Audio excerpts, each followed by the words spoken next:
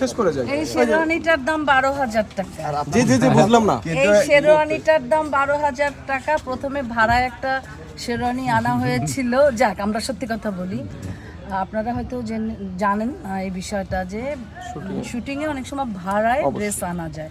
তো প্রথমে তার জন্য একটা ভাড়া করা শেরওয়ানি আনা হয়েছিল, সেটার ভিতরে একটু গন্ধ ছিল, এজন্য যারা প্রোডাকশন ছিল তারা পছন্দ করে নাই। কিন্তু এই যে শেরওয়ানিটা 12,000 টাকা দিয়ে এলিফ্যান্ট রোড থেকে কিনে এনে এই শেরওয়ানিটা দিয়ে আজকে সে আমার সাথে শুটিং করছে। মানে শুটিং এ বিয়ে হবে আপনার সাথে তাদের না, হ্যাঁ, ও পাত্রী খুঁজতেছে।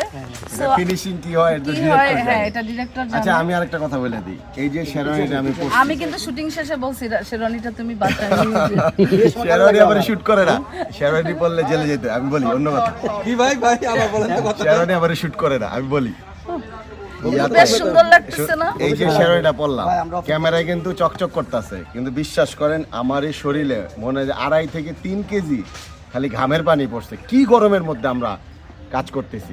তবে আমি সবার কাছে বলবো, অনেকের স্ট্রাগল এই কাজটার সাথে জড়িত।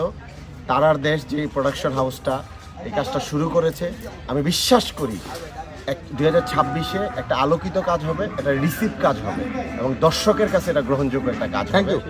আর একটা লাস্ট কথা আমার, যে কোনো বিয়ে বাড়িতে এই গানটা না বাজাইতে চাইলেও মানে পাত্রপক্ষ বলবে যে এই গান বাজান, নয় পাত্রীপক্ষ বলবে এই গান বাজান। বিয়ে বাড়িতে এটা একটা কমন গান। আজকে থেকে এটা রিলিজ হওয়ার পর থেকে এটা সিলেকশন হবে।